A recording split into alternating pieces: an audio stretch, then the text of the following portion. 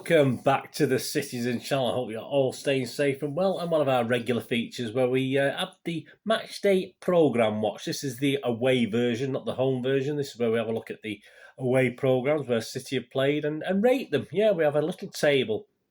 At the moment, we've got two clubs sitting at the top, both on 8 out of 10, but in second place on 8 out of 10 is Newcastle.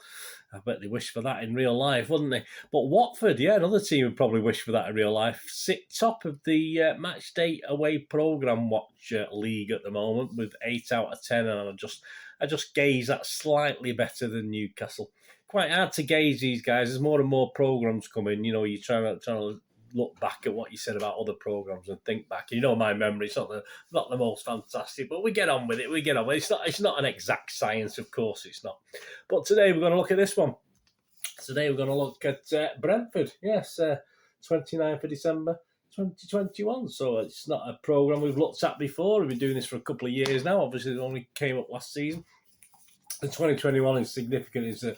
There's a little special in it of a sort of monthly view of each. So January, February onwards of 2021, which obviously was a great season for them because it got them back into the Premiership, of course. Please, I do monetize the channel now, so you can watch any ads or follow any links if any interest you. It will help me out and help the channel out going forward as well. So that would be very much appreciated. Of course, any thumbs ups and press that notification button as well, so you know when these vlogs are coming out. All right, Brentford, are they going to challenge? Are they going to challenge the top two? At the bottom, I just mentioned the bottom two on both for 6 out of 10, which is the lowest score you can get, 6 out of 10. Brighton, a second bottom, and Aston Villa, a rock bottom. Sorry about that, Aston Villa. So will it challenge them, perhaps, for bottom place? Who knows? As is the case, 84 pages, yeah, they're all standard 84 pages, no staples on this one, guys. I know some have, you know me, I like my staples where you can pull things, things out for posters and stuff like that. And I'll just say one or two of the programs have a little special kids section in the middle where they can pull it out and stuff like that, which is fantastic. 14 pages of sponsors, so that's towards the low end. That's only about 17%. When I say sponsors, it could be shirt sales, advertising, stuff that isn't really informative. So I ignore things like community stuff and things like that. But obviously, as far as sponsors and adverts are concerned, only 14 pages, which is good. The only real negative, and this probably does affect it slightly when it comes to the overall score, it's £4 now. Even we've done a couple of London ones and they've been £3.50. I thought, obviously, with this being in London, but no, it is actually £4 to buy. So it is the most expensive one we've done so far this 21-22 season. The flick through, looks very modern, looks very magazine-y in its layout. The print is smallish. It does vary, obviously, but it's fairly smallish. Not quite as bad as some others, but that also means it's cramming a lot in. But obviously, when you got old eyes like me, that doesn't help too much. Right, so yeah, it looked very modern, print a bit small, but a magazine style look to it as well. So that can be quite nice. I don't mind that. I say if that's your thing. I like the magazine feel to it. So we start, of course, we got From the Dugout, of course, with Mr. Thomas Frank, the manager, doing his usual again. If there's anything fantastic in these items, if the manager's coming out with an in-depth analysis of anything, I'll let you know. But it's just the basic stuff, to be honest with you. They've got better things to do than be writing prose for these magazines, haven't they? The managers or the CEOs sometimes we get, don't they? Introducing Manchester City comes very early in the programme, 14 pages, and it is quite impressive. I was quite impressed with this. The only slight quibble, they did say the Etihad Stadium opened in 2002. I mean, obviously the Commonwealth Stadium opened in 2002. Obviously, as we well know, it was a couple of years later when City took over it. And it wasn't called the Etihad, of course. But so just a slight quibble. I'm not going to worry too much about it. Well, as I said, it wasn't opened as the Etihad Stadium or a football stadium, if you like. It was opened as a Commonwealth Stadium in 2002. So a slight discrepancy. But I mean, as I say, there's probably little bits and pieces I've missed that just sort of stood out to me. There's a nice interview of all things City, and yes, they've gone to the horse's mouth. They've gone to Mr. Simon Bukowski of the Manchester Evening News for his views on City's season so far and what they expect, etc. The way end is nice. They have an interview with a City fan, Rick Martin. I'm not too sure who that guy is. To be honest with you, I might know him, but I'll say offhand, no. A trip down memory lane looks at City strips. Yeah, City and strips. Yeah, that's very good. Very complimentary about some of the strips.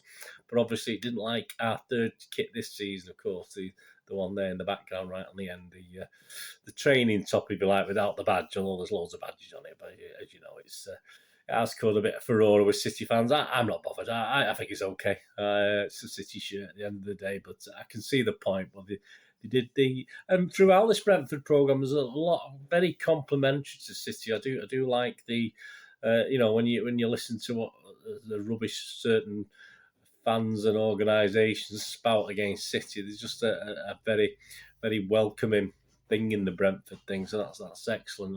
That's obviously from Brentford Football Club, not particularly saying the fans, but yeah, they do speak highly of City in the magazine, which is nice to see because not everyone does. Not all the media, not every other football club does, of course. So yeah, what you get with it being the last game of the season, as I said, they get the 2021. So it's a 22 page. So it's obviously covering all the months. Obviously, the summer months not so much. Obviously, not much was going on between the seasons. But January to December on Brentford's successful 2021. It's still successful, isn't it? Even now they're in the Premier League, they're doing okay. So that'd be interesting to know what they would have stuck in if they didn't have that 22-page special. Perhaps there might have been more history stuff, I don't know, because we'll get onto that in a minute. It's not bad on history. Foot in both camps as keeper Chick Brody. Now, I looked at this and I thought Chick Brody, I couldn't remember him as a City, but apparently he was there as a youngster, and it was at the time where we had a certain gentleman called Bert Troutman, so I could probably find out. I don't think he played a first-team game.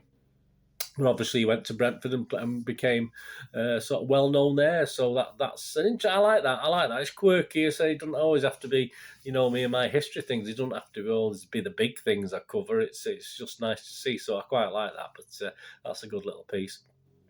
Back in time, 2 games in 2001 and 1990, both on the 29th of December 21 for Brentford and City. So not Brentford against City, just a couple of games covered. So that, again, it's great. It's obviously going back in history and not particularly, so City were playing someone else and Brentford were playing someone else, but just looks back at a couple of games for both teams, not just Brentford, for City as well, which was a nice touch. From the view from the North Stand, which must be their popular end, an article from a season ticket holder, they call him there. They mustn't have season cards at Brentford. It must be season tickets. I'm sure they don't have books with tickets like we used to have. A nice touch, of course, the supporters' point of view, which perhaps is missing a little bit in the City magazine. That might be worth a thing. Obviously we get famous fans and all this sort of thing, but yeah, that's interesting. That, and I think there should perhaps be something in the City magazine on it in a similar way. We've met before. There's a great piece in that. That's a great piece on the previous City Brentford meetings from the first back in 1904. Of course, when I've done my history channel with the Brentford, I was looking at FA Cup games, but a couple of these I was aware of, and I knew the score lines, etc. So that's a great piece, and it covers the games. Obviously, when you've not played dozens and dozens and dozens like we have against some teams, they can cover it in a bit more detail, and that's very, very good. From the archive is a great piece on the 27th. It's a good one, this one. Yeah, I love this. 27th of December, 1937. Brentford 2, Manchester City 1. That finished. Images and match report from the local paper, the Daily Herald, and the lineups, etc. And a match report. It's fantastic. So that's looking back to that game just, almost 2 years before World War II broke out, wasn't it? It's 27th of December, 1937. So that's looking to that, and obviously that was a time when obviously City had claimed the title 36-37 season. This is 37-38 season where things didn't go so well for City, but obviously Brentford had a cracking team then as well. So that's great. That's just from the archive, the Daily Herald. It's a fantastic piece with some images as well. No match images, but images of the players. Stat Attack includes a head-to-head with Ethan Pinnock and Ruben Diaz. He comes out quite well, actually. Diaz? No, Pinnock comes out quite well on that one, but that's an interesting one. BT mascots is just mascots, and then a little quiz. Yeah, just a little quiz for the Brentford Bees, if you like. Coach Carley Drill 11, figure 8. Yeah, it's like, obviously, there must be another 10 of these, but obviously, so if you're doing a bit of training with your mates or a proper club, it gives you a sort of training routine. This is an alternative to weaving in and out of cones, so that's quite, I like that. So that's quirky, that's nice. I mean, we've seen similar things over the years, obviously, but I like that. Rising to the challenge is an interview with a young player. Nico Jones, of course, is a obligatory couple of pages on the women's team. And the last word, yeah, it's a journalist. I don't know him too much. I'm going to try and seek him out, and I think I've got his Twitter there. Ben Burgess, who's actually an ex-Brentford player, but was brought up as a City fan. He went from the age of 7 with his dad, who was a big City fan. And obviously, he's got a foot in both camps, to say. So, obviously, I don't know if Ben Burgess writes for Brentford as well, on a regular basis. I'm not too sure of that, obviously, without knowing the other programmes. But yeah, so that was a nice thing. Again, with City Brentford links again together. So there you go. Interesting. Yeah, I want to say it would be interesting to see what they'd fill it with without the 22 pages of the year, if you like, because obviously this is a special, it being the end of the year. But based on what I saw in there, I mean, there'd be perhaps going for history stuff and things. I think that's exceptional on that scale from Brentford. Yes, as I say, I will come back to the fact it is pricey, but there is lots to read. As I said, small print, but small print means there's a lot to read, so that's not too bad. And it's something I've actually read a bit of it, and I've still got more to read, so it's certainly keeping me occupied. And as I said, a good and kind section on City, very complimentary. I say I didn't read it word for word, but obviously I read snippets, and I've not seen anything derogatory apart from the third kit, which obviously most City fans don't like it. So there's nothing wrong with that. So yeah, what I'm going to do, I am going to award it like the top two. I'm going to award it an 8 out of 10 as per Watford and Newcastle, But, and as I say, it's excellent. As I said, I'd love to see it. We play them next time without the year thing, and if there's more history stuff in it, probably would have gone to the top of the table. To be honest, but obviously the history stuff's all about this. 2021 is all about Brentford, which you'd expect it to be, which is fair enough. But still very interesting for Brentford fans, of course, as a permanent record. So I will give it 8 out of 10, but because of the price, because it's £4, it is the dearest of the lot. I am going to slip it down into third spot. So I'm actually going to give it. I was going to give it 8 out of 10 on its own, but I thought because of the price, I'll knock it down to 7.5 out of 10, just because of that. As I say, and we don't know what would have been in it without the 2021 summary. So I think it's worthy an 8 out of 10, but because of those constraints with the price, I'm going to knock half a point off for the actual price of the thing being £4 as opposed to £3.50. Very mean, I know, but there you go. It's a tough world out there, guys, isn't it? Let me know what you think anyway, if you like collecting these programmes.